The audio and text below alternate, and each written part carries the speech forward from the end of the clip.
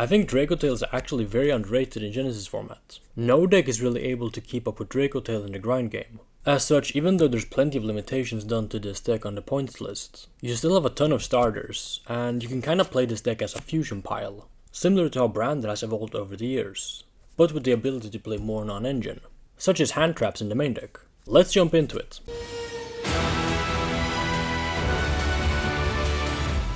Starting with the main deck, I have one copy of 5 mana. 5 mana sits at 20 points, and initially I tried to just play 2 of this. For those who play TCG, 5 mana is obviously a free of.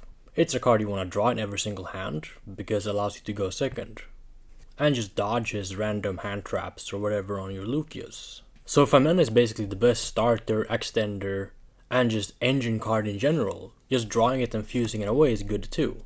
However, it's not really a must at more than 1. You can easily recycle this with Urgula, or even Arfalion. And if they banish her, you can also put it back with a trap. So 5 mana to 1, which was essentially the hit on it, I felt was still pretty fine. The 5 mana Arfalion loops aren't really something you do in this type of deck. We'll touch more on that as we go through the profile, but Arfalion is also at 20 points. Thus, you can't play this deck at all like you can in the TCG. But I think I found a good workaround to that, and I still think Dracotail is a solid deck in Genesys format. Moving on, I have one Dracotail Frixel. I consider playing more of this, because it is just the best card when you're already playing. However, that's the issue, you gotta be playing for this card to actually do anything. Sure, using Frixel to revive and bounce 5 mana, or revive and bounce itself, and get Lucas' effect, is very good. However, she is a spellcaster, so you can recycle her with Urgula, which I believe is the main point of this deck now that 5 mana is basically put to 1. Additionally, you have enough names, so you're gonna draw a Dracotail to fuse with in most hands anyway. And thus, drawing Frixel is not really much better than the other Dracotail. Nor is it particularly needed to have multiples of this for the grind. Thus I felt one was completely fine. Then I have 3 copies of Dracotail Lucius. This costs 0 points and is a great starter for the deck. 3 copies of Dracotail Mululu. Now this one does cost 5 points each. However, Mululu is actually very important for this deck. It is a dragon, unlike Lucius, which is a spellcaster. And the way the deck plays, you actually need dragons to play the game. So Mululu is a card you actually want to draw every single hand. And it's sitting at 5 points is not really that much. It's not something like 5 mana, or Arfalion which sits at 20 points. It being 5 is an okay cost to have in your deck. The way I currently look at Genesys format is I evaluate decks based on their points, in regards to their power level. So for something like Dracotail, if the engine is 80, 90 or even 100 points, that is fine as long as the engine is worthwhile. In this case, my Dracotail engine is 85 points. But I'm playing one of the strongest decks in the format, so I'm okay with taking 85 points just to have my main core. There's of course other decks which are 0 points, but their engines are inferior to Dracotail. As such, I don't think you necessarily need to build a deck with 0 points so you can play the best non-engine in the format, unless you actually need the non-engine to combat the meta decks. If, say, the most prevalent decks were FTK combo decks, which I believe Genesys format is not trying to promote, but if it were to be the case, then you could argue you want to have Veiler, Ash, Imperm, Mulcharmies, whatever in your deck, so you can combat these decks when you go second. But from what I've noticed, and at least my feeling of the format, is that it feels a lot like 2016 Yu-Gi-Oh to me, where the power level is certainly high. In 2016 we had Fire King Cosmo, which, believe it or not, was the first real combo deck, and the innovation of spreadsheets came from that deck. Now this was very long ago, almost 10 years at this point. But the way that Yu-Gi-Oh felt, I've noticed again in Genesys format. I think that is partially because they banned links, which is a great way to utilize any resources you have on the board, which basically makes every card worth another card. For example, you make a King of the Fair Limps to search your Mitsurugi combo, and then you link that off into an IP. Well, then 2 level 4s meant full Mitsu combo, and basically non-engine, because your end board now has an interruption in the form of IP into SP. Coupling that with the point system, which aims to remove the 20 hand trap decks from Genesys format, is what I think naturally just leads the format to feel a lot more like 2016 Yu-Gi-Oh, at least to me. And in that sense, I think a deck like Dracotail, which can play some amount of non-engine, but is not reliant on it to win its games, just grinding with the Dracotail core can be enough to win most of your games, as its engine can answer pretty much every single problem you want to out, as well as gain advantage over time. And what really helps with that is the 2 copies of Urgula and the 2 copies of Pan that I play. Urgula and Pan can pop back thrown monsters when you fuse away with them, as well as setting Dracotail cards for our engine. Then you also have bonus effects in the graveyard. Particularly Urgula is very important in this deck because you can recycle back your spellcasters to the hand. Adding the 5 mana back to your hand is very important, because in the opponent's turn, you're gonna use that 5 mana to end on a disruption. So drawing Urgula is actually pretty good. And drawing Pan is not too bad either, because you can contest a board pretty easily where you can go fusion spells and Pan, and just pop the monster. But that's it for the Dracotail core. Then for the supplementary monsters, I have 3 copies of King of the Swamp. Whilst Red Eyes Dark Dragoon is a very expensive card in Genesys format, and thus it's not something that I play in this deck, King just adding you poly is actually very good. As 5 mana is just at 1, we need some more ways to fuse, and King allows us to do just that. There's also some neat extra deck options thanks to King of the Swamp, by using its fusion substitute effect. Then I have Shaddolls, 2 beasts, 1 dragon, 1 Squamata, and 1 hedgehog. I'm not playing Winda because it's quite expensive, but these cards are great to fuse with nonetheless. And they give you more ways to either answer back row, or to dig deeper into your deck and see those Dracotail cards. Then for the non-engine, I have 3 copies of DD Crow, and 3 copies of Droll and Lockbird.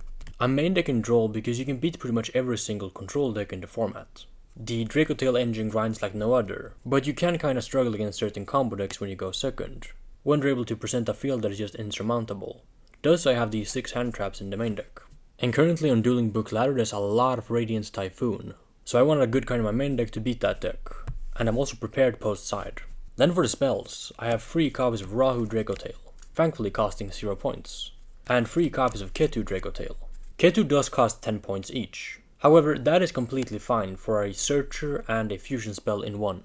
I tested with fewer copies of Ketu, because it's highly searchable and it does cost points, so if you could slim down on these you could fit some other cards in the deck, perhaps the second Arfalion or the second 5 mana.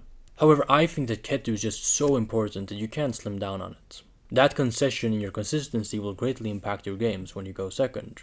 And even going first, Ketu is also just a Rhoda, which can also get your plays going.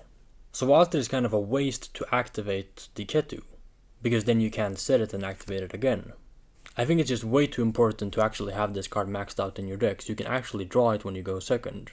Do keep in mind that Ketu and 5 mana are the only Dracotail cards which allow you to fuse into Dragon or Spellcasters. Both Mululu and Rahu force you to summon Dracotails. And there's some really good Dragon and Spellcasters in the extra deck. Then I have 3 copies of Shaddoll Fusion. This is another reason to play the Shaddolls in the main deck. Most decks in Genesys format will enter the extra deck at some point, usually in their turn 1 combo. And thus you have 3 more starters when you go second. Also going first, you can just Shaddoll Fusion away any Shaddoll that you drew. Or if it's dead, you can just hold it for the following turn. It's fairly difficult to OTK in Genesys format, particularly against the field that Dracotail can accomplish. Thus, assuming that you will survive when you go first, drawing the Shaddoll Fusion and just having it for turn 3 is actually not that bad. And the last 2 spells are 2 copies of Polymerization. I'm playing 2 copies of Polymerization because it definitely comes up that King of the Swamp can add you multiple polys throughout the game. And drawing poly is not bad. Like I said in the beginning, I'm playing this deck very much as a branded deck, where I just want to fuse and just go over what my opponent has. I think the Dracotail engine is one of the best in the format. This is not a control deck like it is in the TCG, and thus I built my deck accordingly. By having the stronger engine, I actually want to draw my engine, and thus I play a high count of it. And then I have the 3 Dracotail traps. Flame, Horn and Sting. Currently I am maining all 3. I'm not sure if it's actually needed to do so though. The Horn might be cuttable. There are no links in this format, so your opponent can usually just play around this card. However, horning back your own Arfalion actually does come up, so it's not a bad card, and the grind game these provide is still incredible. Then for the extra deck, I have 1 copy of Divine Dragon Knight Felgrand. It's a bit odd to see an XYZ in a fusion based deck. However, the idea with this is that you usually go very wide on your turn 1. And although you're fusion locked at that point, should your opponent have a strong engine and actually try to pick apart your field, you could enter into a situation where they break most of your field, but you're able to resolve something like fusion into cows to pop 2, and then you bring back Arfalion because 2 cards were sent to your graveyard. Then you have 2 level 8s on the field, so the following turn you could overlay both of these into a Felgrand. Negate one of their cards with Felgrand, and then you summon back the Arfalion when you send 2 cards to the graveyard, ensuring that the one of Arfalion does not get banished. It's certainly not something you make every single game, but it is a nice option in those grindy game states, and there's no other fusion really that would come up. Moving on, I have one copy of Millennium Ice Restrict. This is a spellcaster fusion, which requires King of the Swamp and any effect monster. Thus you can make this with Ketu or 5 mana. And the effect is not only for hand traps. Then I have 3 copies of Gulamel. Since Mululu and Rahu force you to summon Dracotails, and Arphalion is basically at 1, seeing as it costs 20 points, I think free Gulamel is pretty much a must. Even though Gulamel does not bounce back cards, so it's obviously inferior to Arphalion. Having a once per turn pop 1 every single turn of the game is actually really good. And it also has a 2800 beat stick, which will just come back when you fuse. Which is yet another reason why Dracotail's grind game is just so superior to everything else in the format. 1 copy of Chaos. This is your main disruption from 5 mana on the opponent's turn. 1 Philia Regis, 1 Secretarian Dragon, 1 Arphalion, 1 Mysterion, 1 The Dark Magicians. Similar to Millennium Ice, this requires King of the Swamp and any spellcaster. And this is a great way to just dig through your engine. Either you make this card on turn 1, you play a spell and then draw a card for free, or you can just make this card on the opponent's turn in a grind game. Because against control decks, this card is really insane. It basically just says draw a card every single turn of the game. 1 copy of Blue Eyes Tyrant Dragon.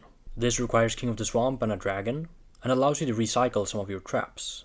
Also, if your opponent has a big field, you can just attack everything with this. Then the last 3 cards of Dex deck is a Fire Shaddoll, a Light Shaddoll, and an Earth Shaddoll, for your Shaddoll fusions. Then for the side deck, I have 3 copies of Flying Sea. Currently this card is still 0 points, and is a great floodgate against XYZ based decks. Also, there are some game states where you can just recycle this card with Arphalion, and just infinite floodgate your opponent. Until they lose, of course. 3 copies of Kamungus, the Sticky String Kaiju. I wanted a Kaiju that is both easy to attack over, and is a good attribute for my Shaddolls. Thus I'm playing Kamungus over Gamma-Seal. 3 copies of Dark Rule and No More, 3 copies of Cosmic Cyclone, and 3 copies of Magic Deflector. This is a great floodgate against Radiant Typhoon deck, and even against Pearly and Monarchs for example, or any deck really with face-up, continuous, or field spell cards, or quick plays. This card is just Imperial Order for the turn. And if you draw King of the Swamp, you can make Blue Eyes Tyrant Dragon and just infinite loop it. Which is pretty good. It probably should not be 0 points. But that's it for my Dracotail deck profile. What do you guys think about this deck in Genesys Format? And if you played back in 2016, do you think Genesys Format reminds you of that type of Yu-Gi-Oh? Because to me, it certainly does. The more I play this format, the better I think it gets. I have a lot more content planned for this format. So if you like Genesys, stay tuned. But until we see each other again, thank you for watching, and have a good rest of your day. If you enjoy my content, make sure to also subscribe to my second channel, linked in the description box down below. There I'll be posting more personalized and exclusive content.